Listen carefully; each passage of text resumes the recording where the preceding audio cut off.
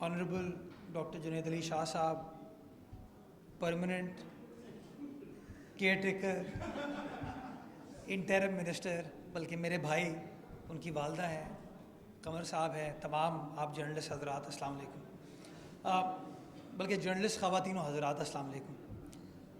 آپ سب سے پہلے میں سجاز کی اس الیکٹڈ باڈی کو مبارکباد پیش کرنا چاہوں گا کہ آج ماشاءاللہ جس منصب پر آپ فائز ہونے جا رہے ہیں، آپ خوش نصیب ہیں کہ الیکٹڈ ممبران اسمبلی سے پہلے آپ لوگوں نے حلف اٹھا لیا ہے، اور امید کرتا ہوں کہ جو حلف آپ نے اٹھایا آپ اس کی پاسداری کریں گے۔ آپ اپنی جو جرنلسٹ باڈی ہے، ایسوسی ایشن ہے، اس کے ممبران کے لیے جو جد و جہد کرنے کی ضرورت ہے، اور سپورٹس جرنلزم کے حوالے سے لوگوں کو آگاہی فراہم کرنے کی جو جد و جہد ہے، اس میں اپنا اپنا کردار ادا کریں گے۔ پہلے میں جو مطالبات ہوئے ہیں اس کے اوپر لبیک کہتا ہوں، اس کے بعد میں کچھ چند باتیں میں کر لوں گا۔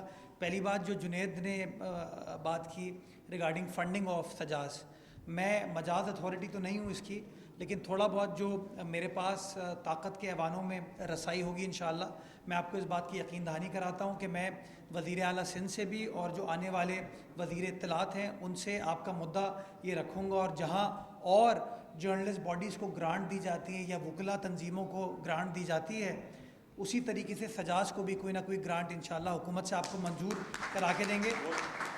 میں چاہوں گا یہ کہ ایک بار آپ الیکشن کا پروسیس سارا کمپلیٹ ہو جائے، نئی حکومت معرض وجود میں آ جائے، اس کے بعد آپ وزیر اعلیٰ کے نام پہ ایک خط بنا لیجئے گا، اس خط کے اوپر ہم پروسیس سٹارٹ کرا دیں گے تاکہ جو اگلا بجٹ اب بننے جائے گا اس بجٹ میں اس کی منظوری کر لی جائے، اور ایک بجٹڈ اماؤنٹ ہر سال آپ لوگوں کو مل جائے تاکہ آپ اپنے لوگوں کو لک آفٹر کر سکیں۔ گزارش یہ ہوگی کہ ریزنیبل رہیے گا اماؤنٹ میں تاکہ اس کو منوانے میں، کنونس کرنے میں آسانی ہو۔ جو دوسری آپ نے پاک کالونی کے اس گراؤنڈ کا ذکر کیا، مجھے نہیں پتا اس گراؤنڈ کا حال کیا، میں اس گراؤنڈ کا چکر میں نے نہیں لگایا، لیکن اگر گراؤنڈ اچھے حال میں تو یہ میری کمٹمنٹ ہے کہ آپ کے اس صحافی بھائی کے نام پہ انشاءاللہ قرارداد ہم منظور کرا کے ان کے نام کر دیں گے اس کو، اور اگر اچھے حال میں نہیں ہوا تو انشاءاللہ کوشش یہ کریں گے کہ اس کو ہم اپ گریڈ کریں، رینوویٹ کریں، بہتر بنائیں تاکہ جو بنیادی مقصد ہے اس کا وہ سرو کیا جا سکے۔ مقصد یہ نہیں تھا کہ صرف قبضہ مافیا سے بچانا ہے، مقصد تو یہ ہے کہ ہمیں اپنے نوجوانوں کو وہ سپیس پرووائڈ کرنی ہے کہ لوگ جائیں، کھیلے کودیں، تو انشاءاللہ اس مقصد کو سرو کریں گے۔ آپ تفصیلات میرے ساتھ شیئر کر لیجئے گا۔ کل کا اجلاس جو ہے وہ ہمارے ایک ساتھی کی شہادت ہوئی ہے، اس وجہ سے ملتوی کر دیا جائے گا دعا کے بعد، لیکن اگلا جو اجلاس ہوگا اس میں انشاءاللہ اس معاملے کو ہم ٹیک اپ کر لیں گے۔ میں ٹاپک پر آنا چاہوں گا ڈیجیٹل سندھ کے حوالے سے۔ میں سمجھتا ہوں اس کی بہترین، اگر اس ٹاپک کی عکاسی کہیں سے آپ کو مل سکتی ہے موجودہ حالات میں، وہ ڈاکٹر جنید ہے۔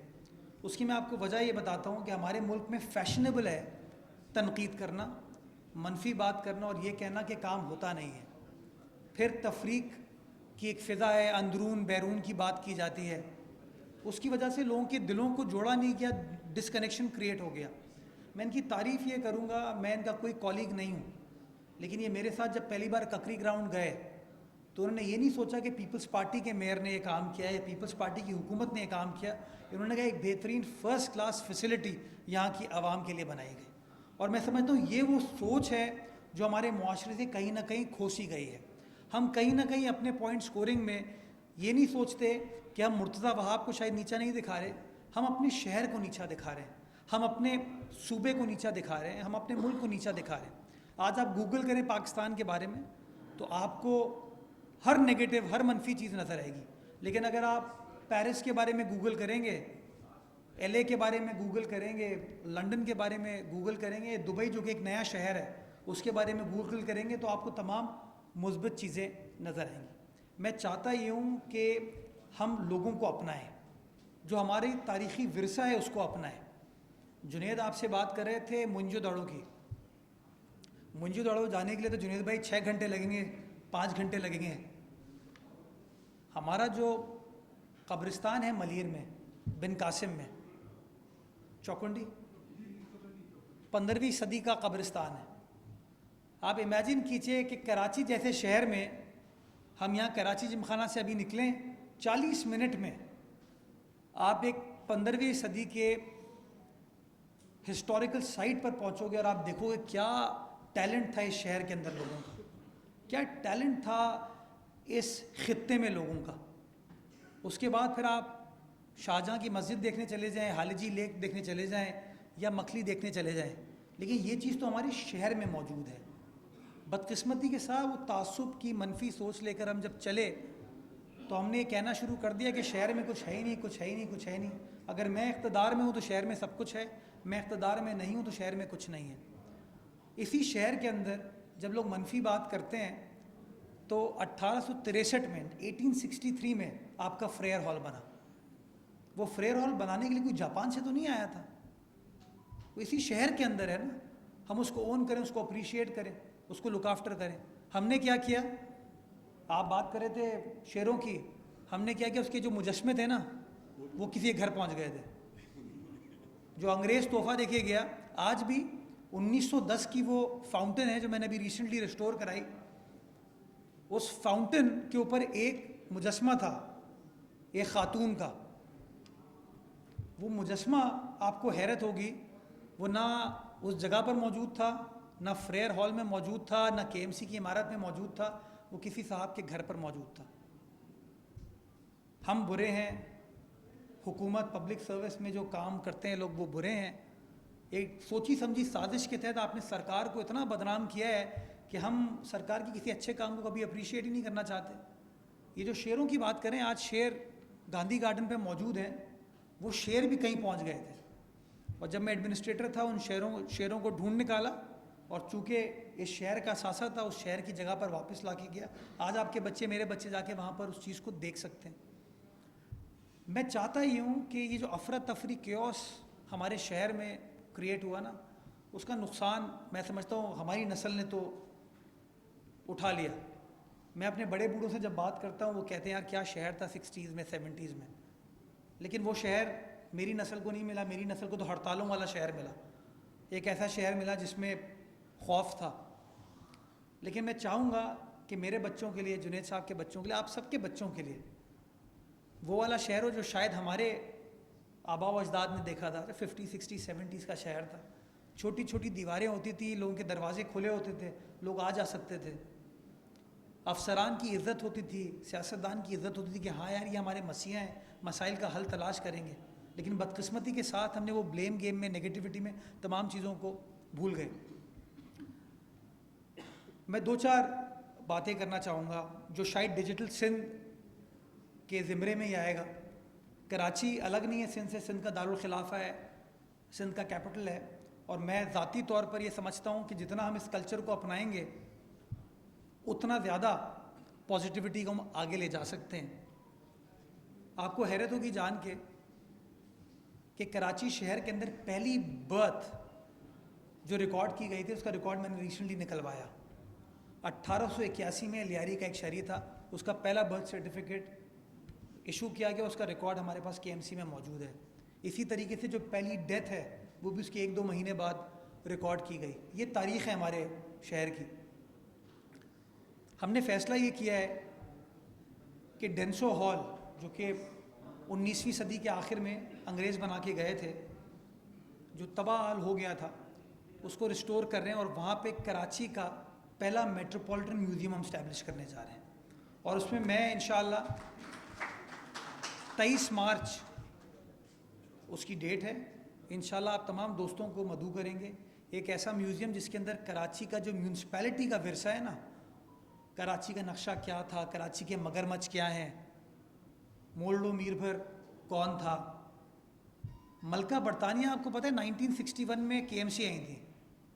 آپ یہ جتنے لوگ بیٹھے ہوئے یہاں پہ جن کا صحافت سے شاید تعلق نہ ہو، ہمارے بچے وغیرہ ہوں، آپ ماما پارسی کا ذکر کر رہے تھے، میرے خیال میں ہمارے بچے کے ایم سی نہیں آئے ہوں گے، but imagine queen of England 1961 میں اسی کے ایم سی بلڈنگ میں ہے جس میں آج ہم جانا گوارا نہیں کرتے۔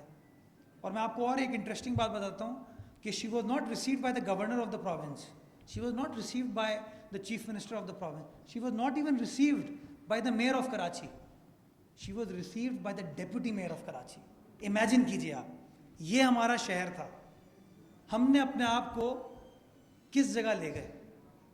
تو اس میوزیم میں ہم اپنے شہر کا اثاثہ دکھانے کی کوشش کریں گے، جو تمام پرانی عمارتیں ہیں ان کی ایک ڈیجیٹل لائبریری بنانے کی کوشش کریں، ایک ڈیجیٹل میوزیم بھی ہوگا اس کے اندر، اور وہ کوشش کریں گے کہ ان جگہوں کو ریوائیو کریں, ریسٹور کریں. میرا تو ایک خواب یہ ہے, آپ لوگ تھوڑا پریشر ڈالیں مجھ پہ, تھوڑا ڈانٹ ڈپٹ میرے ساتھ کریں. میں تو چاہتا ہوں جس طرح لنڈن میں ٹریفالگر اسکوائر ہے, اسی طریقے سے حقانی چوک اگر کبھی آپ دیکھیں نا, بالکل ویسے اس کی چاروں طرف عمارتیں ویسی بنی اور کھلا ایریا ہے. بٹ وہاں پہ ہم نے کیا کیا ہوا ہے, فلاں جھنڈا لگا ہوا ہے, فلاں وال چاکنگ ہوئی ہوئی ہے, چرسی آ کے جو ہے وہ سریا کاٹنے میں لگا ہوا ہے, جو چھت پہ لوگ رہتے ہیں وہ کچرا اپنا پھینکتے ہیں. ایک عمارت ہے, میں ہمیشہ دفتر جاتے ہوئے دیکھتا ہوں اس کو, اس عمارت بینک الحبیب ہے, بینک الحبیب کے برابر والی, اس کا چھپرا ہے, اس چھپرے کے اوپر کچرا ہے.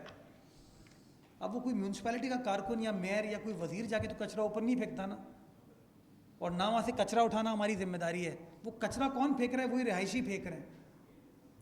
تو تھوڑا سا میں چاہتا ہی ہوں کہ وہ حص جو ہمارے گھر کے لیے ہے نا, یا ہمارے دفتر کے لیے, ہماری اپنی گاڑی کے لیے, وہی حص ہم اپنے شہر کے لیے ڈیولپ کریں, اپنے صوبے کے لیے ڈیولپ کریں, اپنے ملک کے لیے ڈیولپ کریں.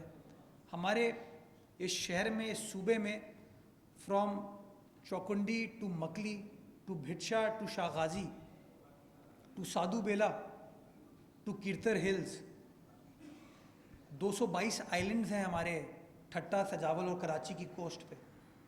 مالڈیو کہاں پہنچ گئے, ہم کہاں پھنسے ہیں. آپ توپوں کی بات کر رہے تھے, آپ جائیے منوڑا.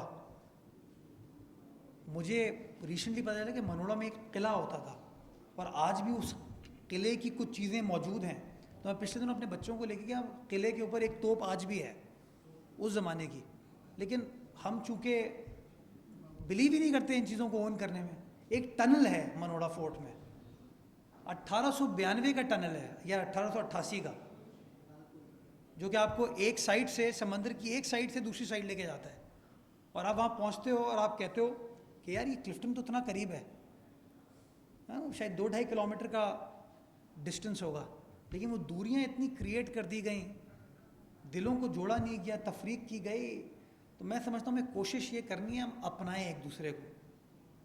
اس ایک دوسرے کو اگر ہم نے اپنا لیا نا, تو مجھے کوئی ڈفرینس آف اوپینین نہیں ہے کہ شہر کے مسائل حل ہو سکتے ہیں, اس صوبے کے مسائل حل ہو سکتے ہیں, اور یہی شہر اور یہی صوبہ ہمارے پیارے پاکستان کے مسائل حل کر سکتا ہے. صرف ہمیں تہیہ کرنے کی ضرورت ہے کہ ہاں یار, اس کو ٹھیک کرنے کے لیے کوئی لندن سے نہیں آئے گا, کوئی کینیڈا سے نہیں آئے گا, کوئی پیرس سے نہیں آئے گا, یہ ہمیں ہی ٹھیک کرنا ہے.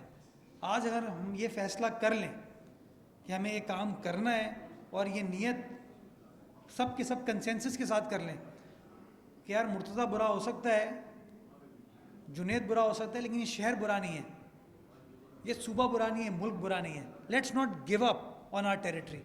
تو میں سمجھتا ہوں کہ sky can be the limit for all of us. Junaid جیسے پروفیشنل لوگ پبلک سروس میں آتے ہیں, وہ اپنا پروفیشن چھوڑ کے آتے ہیں. یہ سیکریفائس ہے جو کہ جنید صاحب ہر 5 سال بعد کچھ مہینوں کے لیے کرتے ہیں. میں تو چاہوں گا پرماننٹلی کر لیں, لیکن چلیں ہر 5 سال بعد وہ یہ سیکریفائس کرتے ہیں. میں نے پچھلے 8 سال سے یہ سیکریفائس کی ہوئی ہے. میں چاہتا ہوں آپ لوگوں کو پروٹیکٹ کریں, انکریج کریں, پبلک سروس میں آئیں. یہی پڑھے لکھے ہمارے بچے بچیاں جو کہ ملک چھوڑ کے جا رہے ہیں, کہ یہاں سے ڈاؤ میڈیکل سے پڑھتے ہیں, KMDC سے پڑھتے ہیں, جنا سے پڑھتے ہیں, NED سے پڑھتے ہیں, IBA سے پڑھتے ہیں, لیکن خدمت برطانیہ میں کسی کر رہے ہیں, ٹورانٹو میں کسی کر رہے ہیں, امریکہ میں کر رہے ہیں, دبئی میں کر رہے ہیں, سعودی عرب میں کر رہے ہیں. اور رشتہ ہمارا کیا ہو گیا کہ ہاں یار ریمیٹنس $500 واپس بھیجنی ہے, $1000 بھیجنی ہے. یہی انفارچونیٹلی ہو گیا. تو کیوں نہ بجائے اس کے ہم وہاں بیٹھ کے فیس بک اور ٹویٹر پہ بیٹھ کے کہیں کہ پاکستان میں برا حال ہے, کیوں نہ ہم خود واپس آئیں جیسے ہم لوگ آئے ہیں, اور آج کام کرنے کی کوشش کر رہے ہیں. اور مشکلات ہیں, آپ یقین جانیں, جب سارا دن محنت کرنے کے بعد گھر پہنچتے ہیں اور ٹی وی پہ خبر سنتے ہیں کہ میں ایک چور ہوں. یا میں ابھی وہ کراچی لٹریچر فیسٹیول میں گیا, ایک صاحب پلانٹڈ وہاں بیٹھے ہوئے تھے. ان صاحب نے سب کے سامنے بھرے, مجھے تو محفل کم ہے, کوئی 2-2.5 ہزار لوگ ہوں گے, ان کو کچھ اور تنقید کرنے کے لیے نہیں ملا. تو انہوں نے مجھے کہا کہ مرتضیٰ صاحب آپ بولتے بڑا اچھا ہیں, لیکن یہ بتائیے you must practice what you preach.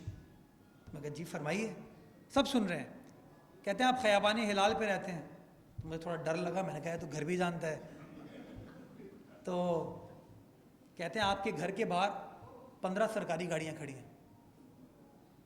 تو اگر آپ 15 سرکاری گاڑیاں استعمال کریں گے, آپ ایکسپیکٹ کیسے کریں گے قوم چینج ہوگی؟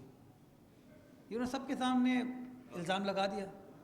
تو جو मॉडरेटर था, उसने कहा छोड़ें सर आप आगे बढ़ें, दूसरों के सवाल ले लें, पर्सनलाइज बात। मैं कहा नहीं, मैं जवाब देना चाहूँगा। मैंने जवाब दिया उनको बड़ा छोटा सा, सादा सा। मैं कहा जब आपने मेरा घर देखा है तो आप घंटी बजा के पूछ लेते गाड़ियाँ किसकी हैं, या गिनती सही कर लेते। मैं कह मैं रहता हूँ 193/1 में, मेरे पास एक सरकारी गाड़ी है जो मेरी इंटाइटलमेंट से बहुत कम है। मेरे पास होने को 15 गाड़ियाँ खड़ी हो सकती हैं, मेरे साथ तो एक पुलिस मोबाइल नहीं चलती।